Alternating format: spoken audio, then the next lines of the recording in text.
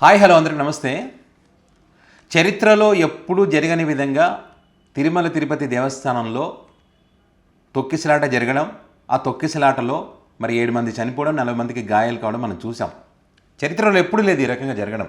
గతంలో అనేక సార్లు ఇంతకంటే ఎక్కువ భక్తులు వచ్చినప్పటికీ కూడా ఎప్పుడు జరగలేదు.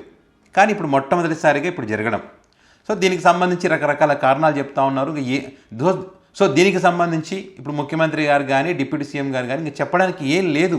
ఏమైనా చెప్తే ప్రజలు ముఖం మీద ఉమ్మేసేటువంటి పరిస్థితి. కానీ ఏం లేదు కాబట్టి మా వైఫల్యం ఉందని చెప్పి ఇప్పుడు ఒప్పుకుంటున్నటువంటి పరిస్థితి.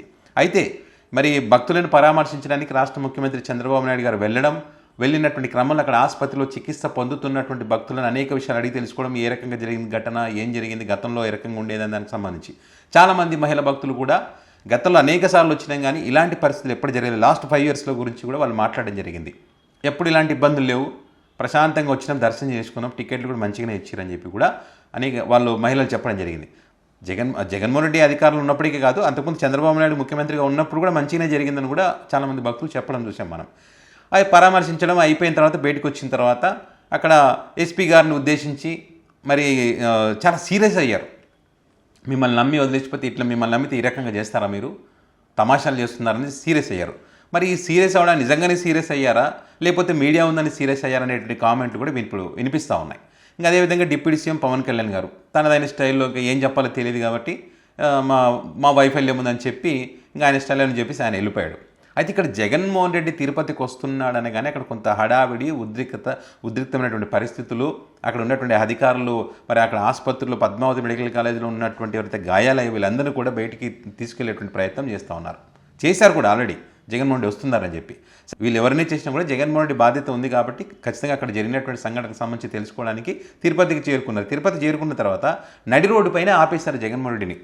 అరగంట సేపు ఉండాలని చెప్పి పోలీసులు చెప్తా ఉంటే అంతమంది క్రౌడ్లో మధ్యలో ఆగిపోయి బయటకు వచ్చి ఎందుకని సైగ చేస్తున్నా కూడా మరి వినిపించేటువంటి పరిస్థితులు అక్కడ ఆపేశారు.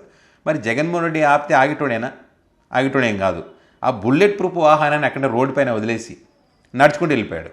ఆయన చుట్టూ ఆయన అభిమానులు, కార్యకర్తలు, పార్టీ నాయకులు, చెవిరెడ్డి భాస్కర్ రెడ్డి కానీ, రోజా కానీ, భూమన కరుణాకర్ వీళ్ళంతా కూడా అక్కడే ఉన్నారు. వాళ్ళందరూ కూడా జగన్మోహన్ రెడ్డితో పాటు నడుచుకుంటూ వచ్చేసారు.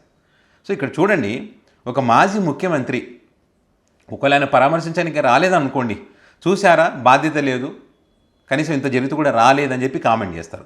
వచ్చారనుకోండి, శివరాజకీయాలు చేయడానికి వచ్చారు అని అంటారు. ఇట్లా తప్పుడు ప్రచారాలు చేస్తారు. పైగా ఇప్పుడు మన నడి రోడ్డు మీద ఆ వెహికల్ ఆపేస్తే జగన్మోహన్ రెడ్డి అక్కడ ఆగడం వల్ల క్రౌడ్ ఎక్కువైతే ఇప్పుడే ముందే ఘటన జరిగింది అక్కడ.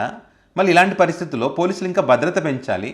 ఇలా మాజీ ముఖ్యమంత్రి వచ్చినప్పుడు కానీ వాళ్ళకి కావాల్సిన భద్రత కల్పించి అక్కడ తీసుకువెళ్లాల్సినటువంటి బాధ్యత ఉంటుంది.